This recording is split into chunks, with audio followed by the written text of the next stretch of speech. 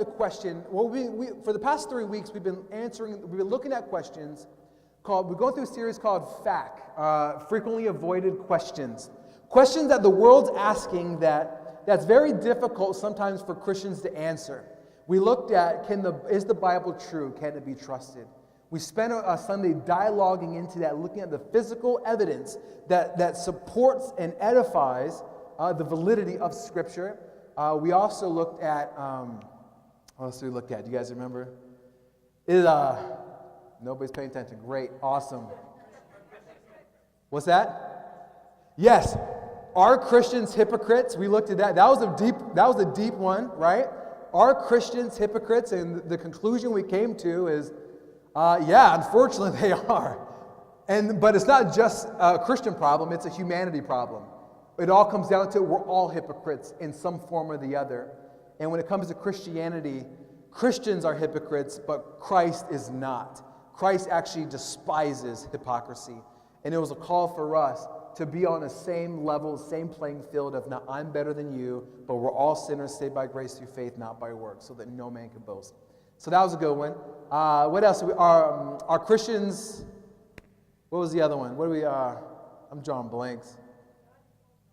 Yes, see, there you go. If God is all loving, then blank. You know, if God's all loving, then why does he allow suffering? Why does he allow sickness? Why does he allow death? Why does he allow that?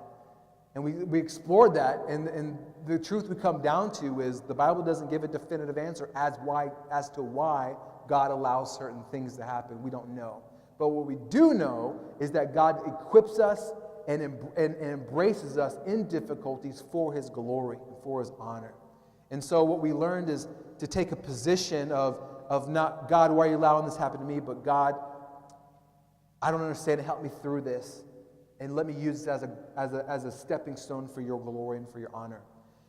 So this week, we're looking at, are Christians narrow-minded? You guys ever heard that question? Man, you Christians, so narrow-minded, intolerant bigots. You've heard that? I've heard that all day. So back in the day, there was a time when Oprah Winfrey was interviewing Tom Cruise. And it wasn't the whole interview where he jumped on the couch, went crazy about Katie Holmes. Not that one. There was a time when she was asking Tom Cruise regarding his faith, and he says, yes, I'm a Scientologist. That's what I believe in. And she said, you believe in Scientology? Because obviously she didn't quite believe in it. So she was like, kind of like, wow, you believe in that? And he's like, well, yeah, of course. Of course I believe that. And then she asked him a question, and the question was this. Surely you don't believe that Scientology is the only true religion, do you? See, that's a pretty sharp question. That's an accusatory question, just by the nature of the way that the question was asked. She said, surely you don't believe that Christianity, or the Scientology is the only true religion. So basically what she was saying is like, come on, there's a lot of religions out. You don't believe that yours is the true religion, right? And so Tom Cruise in the moment just, no, of course not. You know, like, no, I don't believe that. And so when that happened, there was a lot of feedback and a lot of controversy that took place. A lot of the representatives from Scientology were like, yeah, we do believe it is. That's why we believe it. What are you doing? It's like, we do believe it's the truth. That's why we are giving our lives to this specific ideology or this specific understanding of the way we think everything is into existence. And then you had the other half was like, well, no, we don't believe it's the only way because there's so many other ways. How do you know that our way is the right way versus the other ways? And so it was this big, huge flack that went on from that.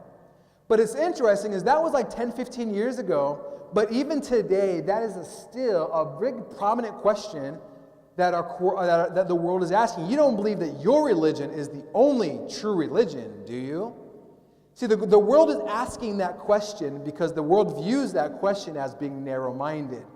It's saying if you believe that your way is the only way and all these other ways are wrong, it's pretty narrow-minded. That's pretty limited, right? And so our world is asking this question because we are at a place in our society where instead of hurting people's feelings or instead of making people feel bad about what they believe. Our culture is taking a position, well, let's eliminate that and let's address something else. Let's address truth. And now let's take the position that truth is relative. And it's called moral relativism. It's where society takes a stance, or people take a stance saying, what's true for you is true for you, what's true for you is true for you, but what's true for y'all might not be true for me. So therefore, your truth is not overall truth. That's what our society says. That's what everything is going on. So let's eliminate truth. Let's eliminate the facts and let's muffle it to become now personal preference. The facts are you have male parts, so therefore your DNA says that you're male. But instead of hurting people's feelings and addressing certain issues, society is now taking a stance, well, truth is now relative. Just because you have the DNA that supports facts, it doesn't mean that's true. Now you're something, whatever you want to be. That's where our culture is at. And so they're asking, when it comes to Christianity, the same thing Oprah's asking. You don't believe that your religion's the one true religion, right? I mean, obviously you won't believe that. So why are Christians so narrow-minded? But how many of you ever heard, have you ever heard, or am I just kind of making this up from my experience? Have you guys ever heard someone say, man, Christians are so narrow-minded. You guys are just, ugh. I hear that a lot. And I think usually what happens, if you make any kind of public proclamation of Jesus or Christianity, that question's going to follow very soon. What makes you think you have the trump card when it comes to all religions? What makes you believe that you are right and billions of other people are wrong? Why do you think that you have it all together and then everybody else doesn't? See, that's a very real question that I think a lot of times we just prefer not to answer. We just prefer not to stir it up because two reasons. One, we're not quite sure for ourselves why we believe that Jesus is exclusive, or why we believe Jesus might be, or Christianity might be narrow-minded. So we ourselves don't know how to answer this, so we just kind of, well, the Bible tells us so, and so we kind of skirt that out. But then another reason why we like to avoid this question is because we don't want to be labeled narrow-minded. I think one of the greatest insults in our society nowadays is to be labeled narrow-minded. Would you agree? To be labeled narrow-minded, intolerant is one of the worst insults that you can be labeled on. And if you want to find out, all you have to do is just go to any kind of social media. Find anywhere where anybody posts some form of what they believe to be perceived truth. Then just go to the comment section and you'll quickly see how narrow-minded that person was for posting that exclusive or that narrow-minded ideology.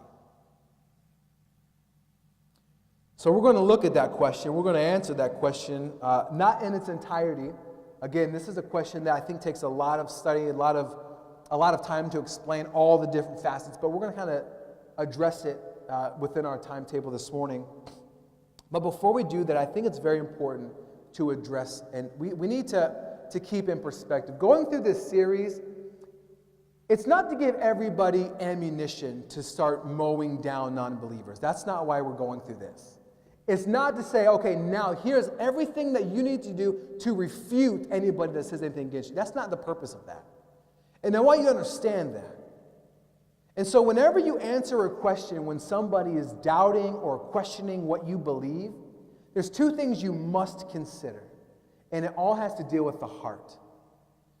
The first is you have to realize that we have to speak, that we can't speak from a heart of self-justifying pride. Now, a lot of times when somebody accuses Christianity for something that we don't agree with or that goes against its doctrines or theology, we get very defensive and we start blasting facts in their face. Oh yeah, well let me tell you, Leviticus tells you that this is a sin. And we just so diehard, and that what happens is the root of that motivation, honestly, is pride. I don't want to be wrong. I want to be right. And you can't tell me I'm wrong because I know I'm right. But what we have to realize that even a self-righteous or a spiritual justified pride is still pride. it's still sin. It's still evil. It's still wicked. We have to fight against pride because that's what we're commanded to. And so please understand, whenever someone asks you a question against what you believe, pride should never be in the answer. And that's something I have to find myself with. In the back of my mind, I'm like, you wait till you die. You'll find out who's right. Like, that's what I think in my heart, but I have to control it because I don't want to come across as prideful. And that leads to the second issue, is we can emphasize our biblical stance so much that it damages the testimony of Jesus. We can stand upon truth so hard is that it actually does more damage than good when it comes to Jesus Christ. You know, I think there's a group of lunatics out there called the Westboro Baptists. I think they're lunatics, man. They're crazy, lunatic people. They're the most hateful people. Now, what they're saying, some of it's true. Don't get me wrong. Some of the things that they say, some of it is true. But I think what happens is they emphasize the truth so hard and so unabashedly, and it's rooted in pride, is that in the way that they convey truth, it just ruins the testimony of God's love and compassion. See, what happens is we're so quick to point out the sin in people's life is that we forget the whole underlying story of that. Is that, yes, we're all sinners. And yes, Jesus came to set you free from this just as he came to set me free from my proclivities as well. And so keep that in the back of your mind as you're looking to answer certain questions is, man, is my response, is it rooted in pride? And sometimes it's hard to identify because we disguise it as spiritual. I'm standing for truth. I'm standing for Jesus. But are you being a jerk about it? Don't be a jerk about it. Be compassionate. Love somebody. Realize people are not projects. They're not things that you win. They're people just like me and you. Everybody has the same desire for happiness and life and fulfillment. It's just that a lot of times people look in different areas. And so we have to kind of keep it real. You guys with me on that? So please keep that in mind when you're going through this series and when you're trying to refute certain questions that go against Christianity. So with all that being said, why are Christians so narrow-minded and so intolerant? I mean, come on. In a day and age that we live in, the 21st century, so many advancements, so many discoveries, so many great things that are going on. In fact, did you know that there are over 4,000 different religions in this world? You know, some estimates around 4,200 different religions in this world. 4,200 different religions in this world. You mean to tell me that 3,999 of them are absolutely wrong and you Christians are the right ones? See, the world says, I can't fathom that. That doesn't make sense. And usually that's what happens is Christians are now labeled as intolerant, as bigot, as hateful, as narrow-minded. And that's an insult. It is. And all that is just name-calling. Usually that's what happens. When people find out you're a Christian, that you believe in total truth, absolute truth, you believe that Jesus is our standard of morality, usually what pursues that is name-calling. And it's like, come on, man, we're adults. You're gonna just name-call? Is that what we're doing?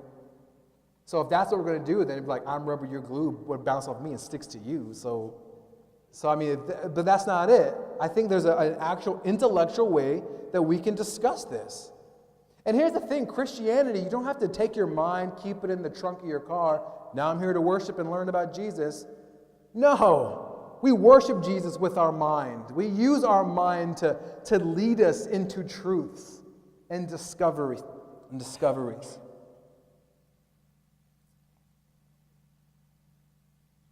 There are 4,000 religions, so it's either what you believe is correct and everybody else is wrong, or all roads point to the same God. Have you guys ever heard that? You know Baha'i, Madonna's Baha'i. Baha'i faith, they would tell you that that's true. That all roads, all religions lead to the same destination. You guys ever heard that analogy that God's on a mountaintop and all religions are on the same path heading to the same destination to discover the same God? That all religions are the same. Have you guys ever heard that? That's pretty common within our society. It doesn't matter if you're Christian or Judaism or Buddhist or Islamic. It doesn't matter because they're all, in essence, they're all the same. That's where a lot of our world is standing because you know why? That's inclusive. See, our society does not like exclusivity. They don't like to say, you're wrong, I'm right, or I'm right, you're wrong. Instead, they rather say, well, how about we're all right? And so in order to support that ideology, in order to support that motive, the only solution is to say, well, all roads must lead to the same God. All religions in and of themselves are the same. The theological word for that is pluralism. It's saying that all gods are in essence one and of the same. So they'll say the God of the 3 million or 33 million or 330 million gods of Hinduism, or the God of Allah or Islam, and the God of, or what we call Elohim or our God in Christianity, it's all the same God. That's pluralism. Society loves pluralism because it's all-inclusive. Now, in theory, it's all-encompassing. In theory, all roads lead to the same God. It's a good thing, in theory. On the outside, when someone says that, hey, I believe all roads lead to God. I believe that no religion is right and no religion is wrong, but they're all in this. See, on the surface, that sounds like, wow, you're a very awesome, loving person. You're a very compassionate person. On the surface, that's what it sounds like. But if you actually look at that question and actually consider what that question is stating, you quickly come to realize, man, there could be nothing more further from the truth. And this morning, let's look at that question. Before we continue on, let's look at that question this morning. Are all roads leading to the same God? So this morning, I'm going to look at 3 different aspects that all religions have. It's what do they view about God, what do they view about future hope or eternity, and what do they view about salvation. And so I'm going to briefly run through all of these. I'm not going to give you the full discourse of every religion. But I'm going to look at the 5 major religions. The 5 major religions, we have Christianity, we have Hinduism, we have Buddhism, we have Islam, and the last one is a little bit more vague and kind of all-encompassing. So for today's matter, we're going to call it secularism, or it could be atheism. It could be basically it's the belief that there is no God, and that in and of itself is a religious stance. And so we're going to look at these 5 major religions and kind of say, how do they line up with these different aspects? So what do they believe about God? Well, Hinduism, there is not one specific God. There isn't one. They have many gods. They have as many gods. They believe that there are as many gods as there are individuals on earth with the capability of their imagination. So basically, there's an estimated between 33 to 330 million different gods in Hinduism. And if you look at the different gods of Hinduism, there are some that are more prominent, some that are more famous. There are some that are just like, man, did you just make that up? Okay, I guess he's a new one, so okay. We don't know much about. And what you'll find in Hinduism is that a lot of those gods, they compete against each other. They vie for one's affection, one's soul, one's eternal state. These gods are not the same. Some are bad, some are good, but they're not the same. All these gods, there's so many. Now, what a Buddhist? Buddhism believes that the religious ideas, and especially the idea of God, originates out of fear. So therefore, we don't believe in a God. See, Buddhism is a religion more based upon the mind and the intellect. We'll call them free thinkers. It's however your mind can open and expand, that's what it is. So they don't believe in a specific God. They believe in an eternal state, a spiritual state. They do have Buddha, where they look to as Buddha. They have this actual real man. I forgot his long name, but they called him Buddha for short. And so they look at Buddha as this man that's reaching this age of enlightenment. He was a great leader, this great spiritualist. And so there was a time when they started claiming Buddha as God, but Buddha's like, no, I'm not God. There is no God. Because if you have a God, then that's based out of fear, that you have to submit under that out of fear. So therefore, there is no Buddha. There is no God. So that's what Buddhists think. There is no God. It's all intellect. Now, Christianity, we believe there is a God. Not just one God, but one God exists in 3 persons. The triune Godhead is the Father, the Son, and the Holy Spirit. We believe that God existed before creation. He existed in perfect harmony and in relationship within himself. Is that God wasn't lacking relationship, so that's why he created humanity and created everything. No, we believe that God was perfectly content in and of himself, but out of his love, he did create the world and everything in it. So God, we believe that he is perfect, he's holy, that he desires and longs to enter in a relationship with all people. That's what Christianity believes about God. Islam, they believe in one God and one God alone. They believe, like Christianity, we believe in one God, but their view of one God is different. Islam teaches this thing called the Tawhid, which means that there is only one single, one specific God. In the Quran, in Surah 4, 171, 172, it says, so believe in Allah and his messengers, and say not three. Cease or stop. It's better for you to believe that. Allah is only one God. Far is removed from his transcendent majesty that he should have a son. So Islam believes that there is only one God, and if he was to have a son, that devalues and lowers his God, his spiritualness of being God. So therefore, there is only one God. And that's it. There is no other gods. Allah is one. There is no son because that's beneath him. Whereas in Christianity, we believe that there is a God, but that God manifests himself through Jesus, his son. Also, an aspect when it comes to their view of God, they view Allah as not a God of love. You know, I'm not joking, but there's 99 names of Allah, but love ain't one of them. Like, that's literally true. Allah has 99 names that describe him, but love isn't even one of those. They believe that Allah isn't a God of love. They believe that he's a judgmental God, that he's going to judge if you make it into paradise or not. Now, secularism, that's easy. There is no God. There is no God. We were created from primordial goo. It evolved over time. There's no essence, no value of human life. I mean, there is no God. We just happen to exist out of nothing. So as you can see right there, these five major religions, when you view their view of God, what you'll find is that there's five complete different views. You see what I'm saying? So to have this idea that says, well, hey, all religions lead up to the same path, yes, it sounds nice, but when you actually go to look at its claims, you kind of find out, well, that's not true at all. So what do they believe about future hope? Well, Hindus believe in this thing called reincarnation. They believe that the soul is first born pure, that you may have started as an insect, and when you die, you come back to earth, you're reincarnated, you start over again, but it's all depending on how your previous life was. So if you were a good insect, then maybe you'll come up to be a dog. And if you were a good dog that didn't pee on people and did what he's supposed to do, and you were obedient, then maybe you'll come back after you die that dog, then you come back as a human. And then as you come as a human, if you were a great human and you did really good things, then you come back even as a better human, maybe a beautiful one or a rich one. See, that's what they believe of future hope. They believe that when you die, your next life depends on how good you were in your previous. It's called the cycle of reincarnation. It's basically a revolving cycle that can take millions of years before you finally reach the supreme goal called Dharma, which is this supreme age of enlightenment.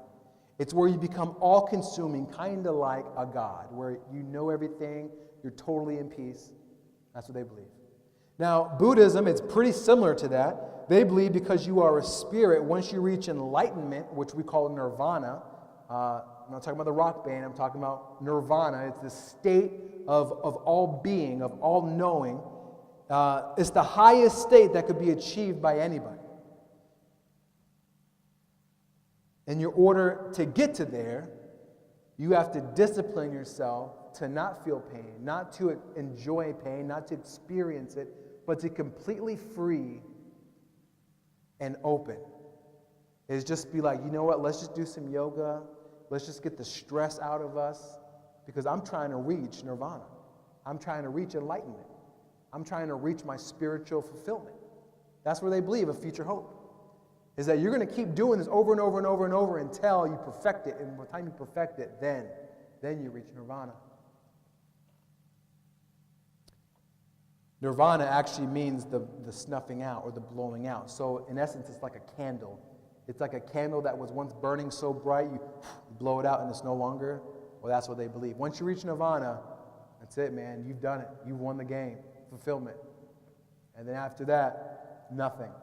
It's just over. Game over. Christianity couldn't be any more different than all of those. The Bible teaches that God created the earth, heaven and earth, and that our earth is defiled and destroyed because of sin, but that one day God's going to come back and restore earth. He's going to rebuild earth. He's going to eliminate fear, eliminate death, eliminate disease and sickness, that he's going to give away new bodies and eternal life for those who place their faith in Jesus. It's this God that is going through great lengths to restore humanity, to bring them back into right relationship with him. And it's going to be for all eternity. It's going to exist forever and ever and ever. That's what Christianity believes. Now, Islam, their view of future hope is Muslims believe that all good Muslims, given with the approval of Allah, now you can still be good, and Allah's like, nope, not good enough. Sorry, you're not in paradise. Because again, he's a judge. He's not a loving, compassionate guy. He's a judge. He's like the Simon Cowell. He's like, you just weren't good enough. Sorry. Out. They believe that when you die, and if you're a good Muslim, that you will enter into a spiritual paradise. And the reward, the great aspect of a spiritual paradise, is that each person is given 72 virgins. That's like, good job, you did it, here's your ladies. 72 virgins. And that's what people strive for. I want that. I want 72 virgins of my own to do what I want. And so that's their drive. And they believe if you're a martyr for Allah, you're automatically in. I mean, boom, you just bypass the process and you are going to reach paradise and you get 72 virgins. That's what they believe. That's what you'll find a lot of jihadists, people that die, that's called jihad. It's where I'm willing to be a martyr for Islam. I'm willing to blow myself up so that I'm going to get mine and 72 of mine. And so that's their viewpoint. That's what they believe. And secularism, again, easy. There is no future hope. Once you die, that's it, done. And honestly, secularism or atheism or agnosticism, whatever you want to call that, that's the most inclusive religion out there. Because guess what? Everyone's going to participate in that. Everyone's going to die. No one's going to be like, no, not for me. I'm not going to die. I don't want that. No, you're going to die. Trust me. Everyone's going to die. The Bible says that it's a point at a time that every man will die and face God in judgment. We all are going to perish, but that's what they believe. Once you die, boom, there's no existence, no reality. So again, what we're seeing is that no. This claim that you're making that sounds good, that all religions are going down the same path, directly going to the same God, no. Even their view of eternal hope and future, it's so different, right? Now, what do they believe about salvation? How do you get there? Like, if you view God a certain way, and if you view the destination, well, how do you get to that? Well, that's what we call salvation. So what do these religions have to say about that? Well, Hinduism, salvation is reached when the Hindu is no longer a part of the cycle of reincarnation, that his spirit becomes one with God. So if someone doesn't live a good life, you got to come back as a worse person. So if you were a mean person in this life, when you die, karma's bad. See, we all like that karma, right? We all say, karma's going to get you, man. You cut me off, karma. That's what we say. We want people to experience karma, but we ourselves don't want karma, right? Because we all make mistakes. We all do bad things. We don't want to receive that again. We have to do all over again. See, it doesn't make sense. But anyway, well, they believe that in order to enrich this spiritual state is that you have to be on your best behavior. We call this work-based salvation. You got to earn it, man. You got to do so good. You got to be so nice. You can't even squash a bug, because if you squash a bug, that could have been your aunt. That's what they believe. That's what they believe. That could have been your relative. How dare you kill your relative? Start over. Redo. And this is going for millions of years, man. But they believe in karma. You know, one becomes free of this cycle by ridding oneself of bad karma. And this is usually done through selfless devotion, service to a particular God, through understanding the nature of the universe, by mastering actions needed to appease the gods. Now, Buddhism is pretty similar to Hinduism. It's all works-based. Everything is depending on how well you did in your previous life. Now, Buddhism, they have this new thing, or they have this specific thing called the Eightfold Path. And it has these 8 things that you have to live up to. It's almost like Judaism or Judaism with the Old Testament and God's laws. Like, you have to abide all these laws. So that's what they believe. They have these 8 laws that are significant, and that you have to live according to these laws. And if you mess up, redo, start over. When you die, do it again. And it's a long process. And throughout the millions of years as it takes you to do that, you begin to learn to conquer and to overcome and to experience that. Depends on how well you did with Buddha and all the meditation. Did you work your way out of it, enabling to reach in spiritual enlightenment? Now, Islam by definition is a word derived from the Arabic root word salama, which means submission or obedience. Did you know that? The actual word Islam means obedience or submission. So they believe in order to get to paradise, what you have to do is you have to strictly submit to the teachings of Allah. They believe if that you vary or you sell out on certain aspects, is that when you die and stand before Allah for judgment, that He's like, you know what, you did that, I didn't like it, sorry, no, away from me. You're not going to paradise. You don't get 72. It's not, you don't, That's what they believe. So in order to be a good Muslim, in order to be good, you have to do what good Muslims are supposed to do. You have to go on journeys, eventually to Mecca. You know, recently, did you guys hear about in Mecca? That devastated, that breaks my heart. There's a crane that fell during Mecca and killed 60, now almost 70 plus Muslims. Such a tragedy. And I don't view that, and please don't ever view that. Teaches them. Don't ever think that. That's one of the most inhumane things you could ever do. God isn't this God of like, you mess with me, you mess with my people, I'm going to mess with you. Boom! No, That's not a loving, kind, compassionate God that we understand. So please don't view that, well, they brought it upon themselves. No, don't ever do that. So Islam, they believe that it's through the obedience of these things called these 5 pillars of Islam. As long as you obey these 5 pillars, man, you're going to be on Allah's good side. And when you die, He's going to be like, man, you were a good Muslim. Come on in. Come to paradise. Secularism, again, easy. It's the most inclusive religion there is.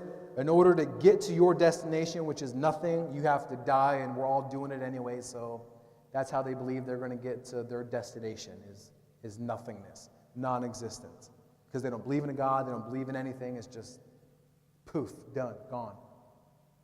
But now Christianity, again, is so very different from all of these other religions. Christianity couldn't be any more different than all these other. We believe that the end goal of living with God for all eternity doesn't come through works. It doesn't come by how good of a Christian you were, how nice were you, how much money did you tithe, how many attendances did you show up to. See, we believe that the way that we receive salvation is through Jesus and Him alone. It says in Ephesians 2 that we're saved by grace, by faith, not by works, so we can't boast. It's not like, hey, look what I did to earn it. No. That's not what we believe. Christianity believes that we're all sinners. Romans 3:23, we're all sinners. We're all sinners. And it was the love of God where God stepped into the earth in the person of Jesus Christ. And He did what we couldn't do. And He took our punishment, our wrath, so that we wouldn't even have to experience that. See, do you see the problem with making a claim that all religions lead to the same way? It's not true. It's like it's what you find during campaign season. All these politicians are making claims as truth, but when you go to look at it, it's like, well, that's not true. It's partially true, but it's not true. And so to make that very claim that, hey, man, calm down, Johnny, relax. Stop being so narrow-minded, bruh. All religions go down the same mountain and they lead to the same God. No, they don't. Because if you look at all the religions, you know what? All of these religions are all individually narrow-minded. And that's the truth. All of these religions in and of themselves are narrow-minded. They believe that their view of truth is the only way, is the only truth. That's why they believe what they believe. Islam believes, we believe that what we understand about Allah and God and about life and afterlife, it's true. So therefore, we're going to live our lives according to that. But in the same token, Buddhists are like, no, we believe what we have is right. And Hinduism is like, no, we believe what, no, Hinduism, they believe, no, we believe what is true and right. That's what they believe.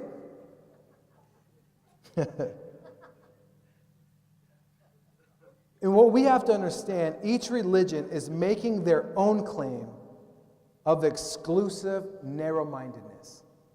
And Christianity is one of those as well.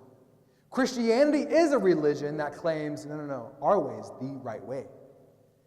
And so what you'll find is the same thing. You'll find that all religions in and of themselves say, no, we believe that we have truth.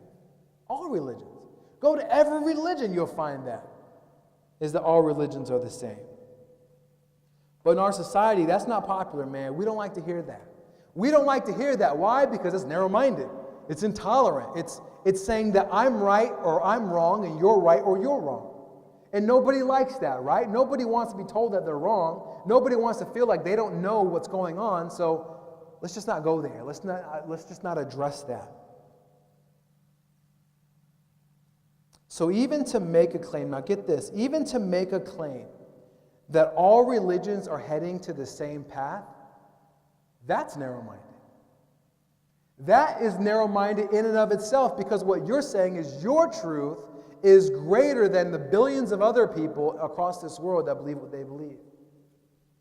And so that's what we have to understand. When somebody asks you, when somebody says, man, Christians are so narrow-minded, ask them, why do you believe that?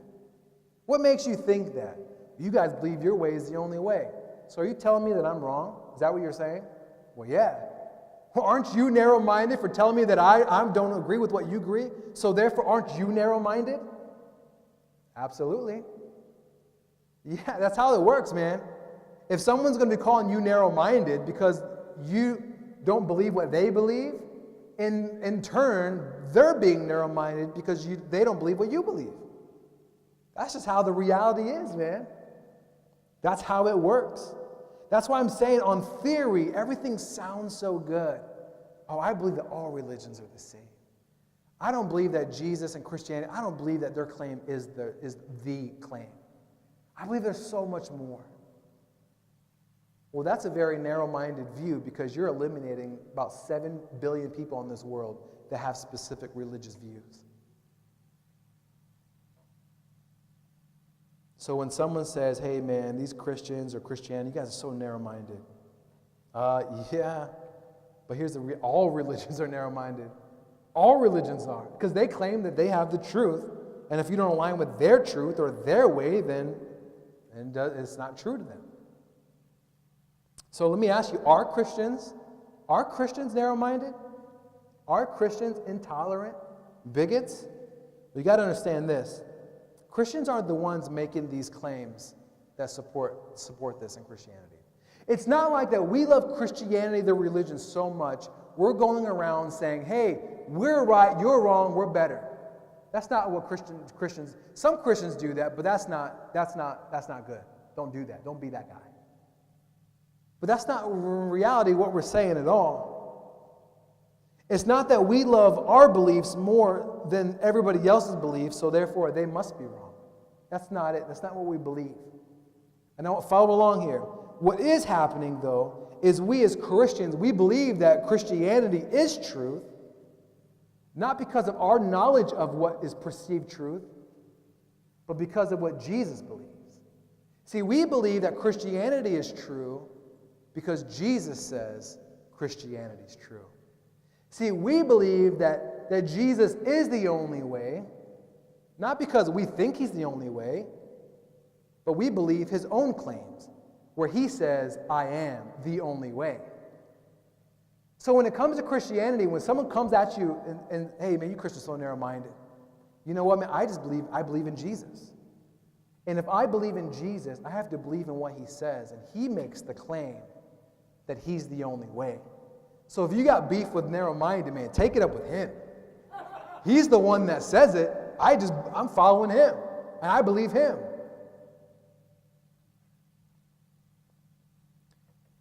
In the book of John, chapter 14, verse 5 through 7, listen what Jesus says. Thomas, doubting Thomas always has questions, asked Jesus. He says, Lord, we don't know where you are going, so can we know the way? So Jesus was about to be betrayed and about to die and about to pay the penalty of sin and then go to heaven. He's telling his guys that, but they're not comprehending. So Thomas is like, we don't really know where you're going, so how do we get there? And listen to Jesus' response. Verse 6, he said, I am the way and the truth and the life. No one comes to the Father except through me. If you really know me, you will know my Father as well. From now on, you do know him and have seen him. So what Jesus is saying, he's saying, hey, look, you don't think you know God? You do. Because as Hebrews says, Hebrews 4, I'm the exact representation of God. I am what God looks like. This God that seems so elusive, so vague, he doesn't want to be known like that. He wants to be known relationally. So I've stepped out of heaven into earth, and I'm showing you what God is like. Because I am the way, I am the truth, This is Jesus himself making these claims. Jesus would go to the houses of the religious and social outcasts and eat dinner with them, talk with them, spend time with them, and lovingly and graciously speak the truth of the kingdom of God to them. And they were always receptive, for the most part, receptive to his teachings. Jesus, see, the world says if you're narrow-minded, that means you're intolerant, you're hateful, you don't care about people, you think you're better than everybody else, we don't like you. Well, if Jesus says he's the only way, then come on. I mean, Jesus would have to be the most narrow-minded person ever existing, right?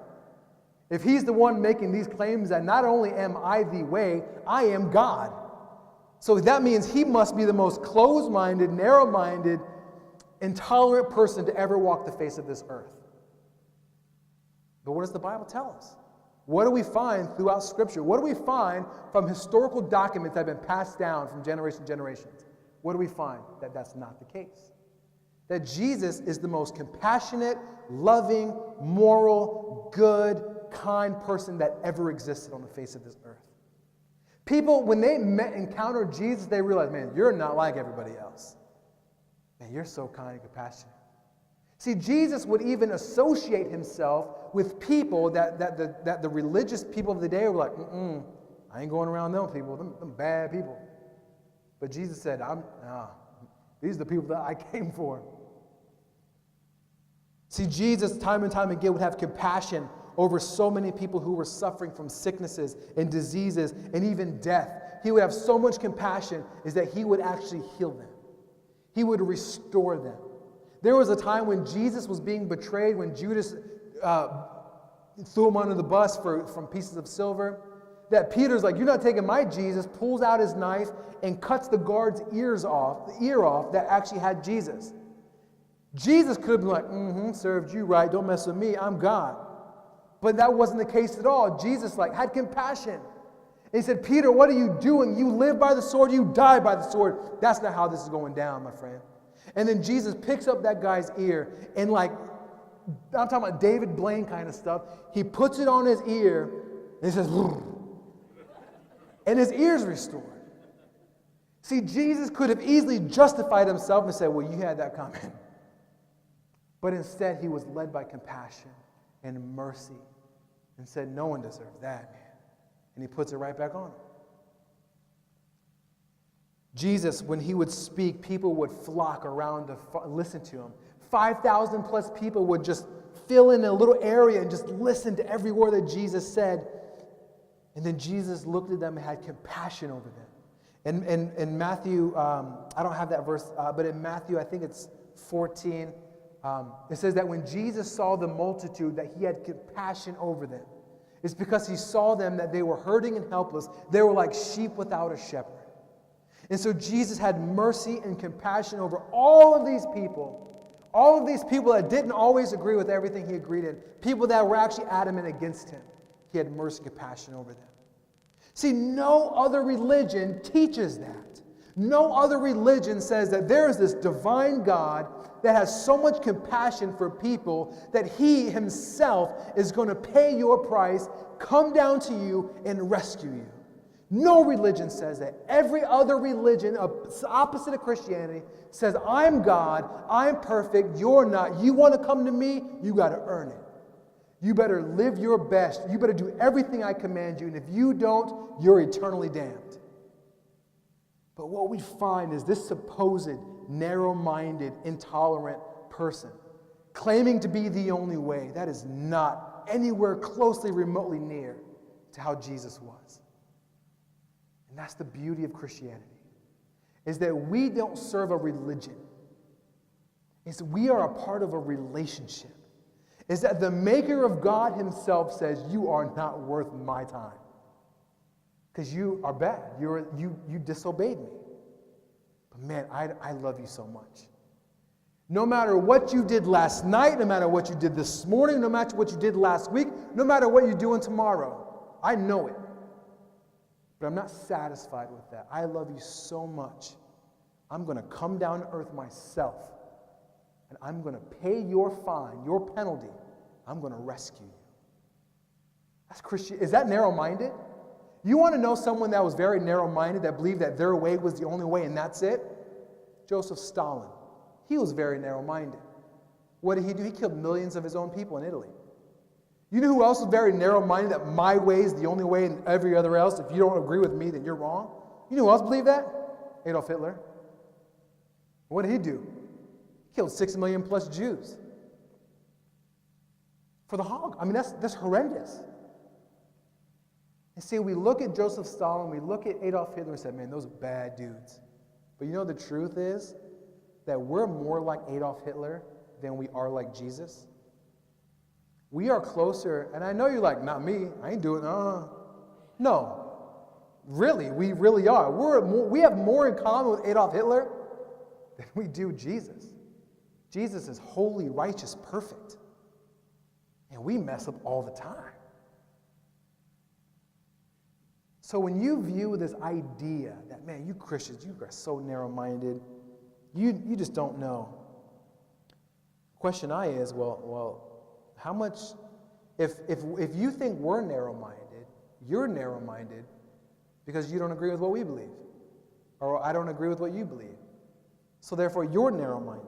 So the question isn't, out of all these religions, what's right, it's either they're all wrong because they all claim different things, or one of them's right.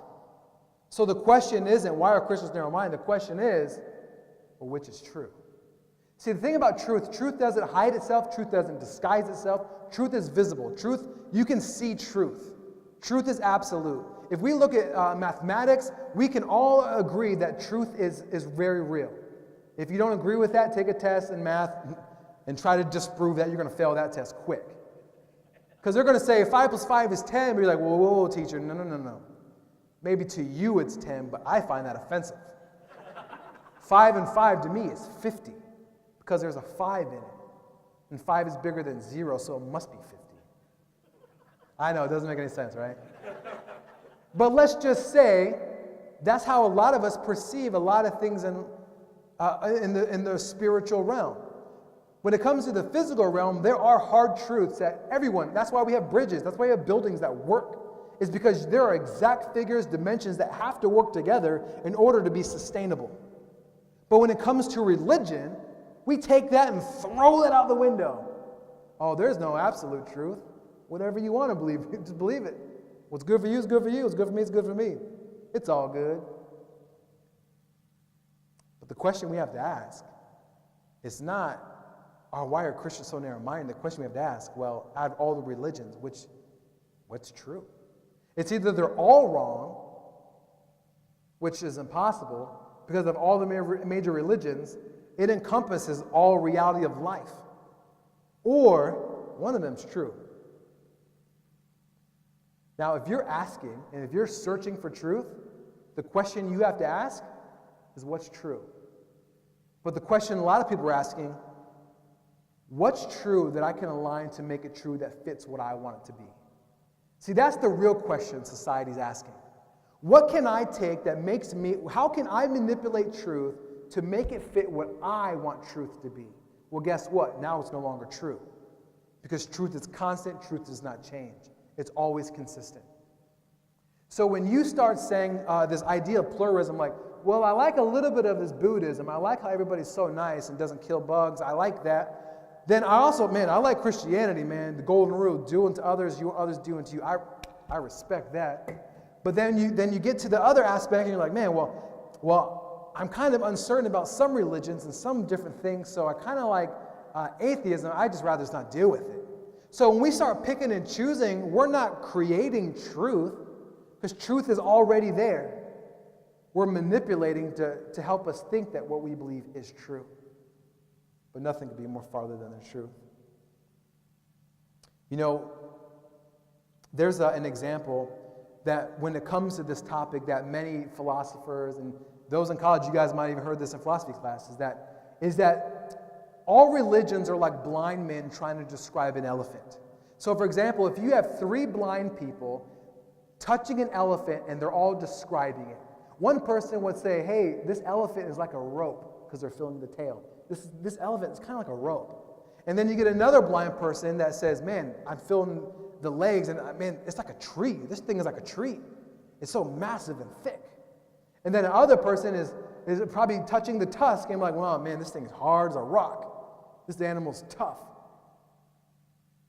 So all of their limited perspectives isn't truth. It's partially true, but partial truth doesn't make total truth. One person is saying, man, this elephant is like a rope. No, if you see the bigger picture, it's not like a rope. Or it's like a tree. No, if you see the bigger picture, it's not like a tree. Or it's very hard and solid. No, if you see the bigger picture, it's not. See, the thing is, we view religions from a limited perspective. In order to really say and to make that claim that all religions are the same, or to answer the question that no religion has all the truth, you know what you have to have? You have to have the truth to make that claim. You can't say, oh, well, no religion has all the truth, so don't even try to claim that yours is true. Well, in order to make that statement, you yourself would have to have access to all the truth. To say, hey, this is what all the truth is. And that religion, no, that doesn't have it all. But in order to have all the truth, what we have to be saying is that I'm God. I have infinite knowledge. I've examined in detail and every nook and cranny of every religion known to man. I've examined it all, and no one has all the truth. That's the only way you can make that claim. Or you can make that claim if you're God. If you're the one that's on top of the mountain, looking down at all the paths. That's the only way that you could be able to say, hey, all religions lead. How do you know? You can't experience Islam in its entirety. Because in order to experience it in its entirety, you have to die to see what happens next. In order to understand Buddhism or Hinduism, you have to die in order to see if what they believe is true. The only way you can experience that is if you're God and if you have total knowledge. So the question is, well, which one is more true, which is less true? The truth is, the question is, man, well, which one's valid? I'm not here to make you believe what I want you to believe. I want you to believe in Christian, because I believe in Jesus, and I believe what Jesus said is true. I do personally believe that. I've examined, I've looked, I've went on my own spiritual journey, and I've made the discovery myself, not because someone told me, not because someone said, Johnny, you have to believe this or else. Not because of that. I discovered for myself, I was like, man, from my limited perspective, from my limited knowledge, Christianity is the only one that makes sense. Christianity is the only one religion that I actually want to be a part of. Because Christianity, I have a God that says, you know what, you're not worth it, but guess what? I myself are going to come down and make you worth it. No other religion has that. No other religion says, you do better and then I'll bless you. Wait, no, let me rephrase that. Every religion says, you do better, I'll bless you. Christianity, God says, I bless the righteous and I bless the unrighteous. Because I'm a loving, compassionate God. I give mercy to whom I want to give mercy. And I extend grace to whom I want to extend grace. You know, John 3:16 is a very popular verse. We see a lot at wrestling events, people holding up the signs. But it says, for God so loved the world that he gave his only Son, that whoever would believe in him will not die, but would have everlasting life. So Jesus in John 14 said, I am the way, I am the truth, and the life. See, Jesus didn't come to earth to say, let me show you how to get there. Do this, and boom, you can go there. Here's an example. If Jaleese came to me and said, Daddy, can I go to the park? I can be like, yeah, all right, so here's the deal. You're going to go to this park, follow this map. You got this. She's not going to get there. She's just not. Honestly, she won't. See, that's how some people view God is. I'm just pointing you the way. Because that's what Muhammad, that's what Buddha, that's what Krishna, that's what all these religious figures did. They just pointed a way to morality, pointed a way to meet God, but not Jesus. Jesus said, I'm not going to show you the way. I am the way. So back to my daughter analogy, what Jesus would do in that situation, he says, let me not show you the way. Hop on my back. I'm going to take you there myself. He becomes literally the way to God. He's the only religion in the entire world that makes that very claim. I'm going to come to you. I'm going to meet you where you are. I'm going to meet your needs. And I myself, I'm going to become your way. When you can't do, I'm going to do for you. I'm going to pick you up. I'm going to restore you. I'm going to give you worth. I'm going to give you value. I'm going to do that. You just sit back for the ride. I remember when our family went to California, I don't know why, man, but they had this idea, hey, wouldn't it be fun to go climb a mountain? And it's like, I'm like, can you please define the word fun for me? Like, can you make sure we're all on the same page? Because I don't think we're on the same page. And so they had this idea in San Luis Obispo, hey, let's climb this mountain. And I remember, man, Jaleese was small, and it's like, if you have small kids, you know it's like 10 minutes, I'm tired. It was hot, man, and so there was no other way. It's like, in order to get Jocelyn, and which was a really small baby at the time, and Jaleese, which was a young toddler, just learning how to walk, to climb a mountain, someone's going to have to carry these kids. And I'm like, that ain't me. I'm not my kid's Sherpa. It ain't happening. So I manned up. I carried him for a while, and I'm like, okay, guys, break. There's a shade here. Let's stop.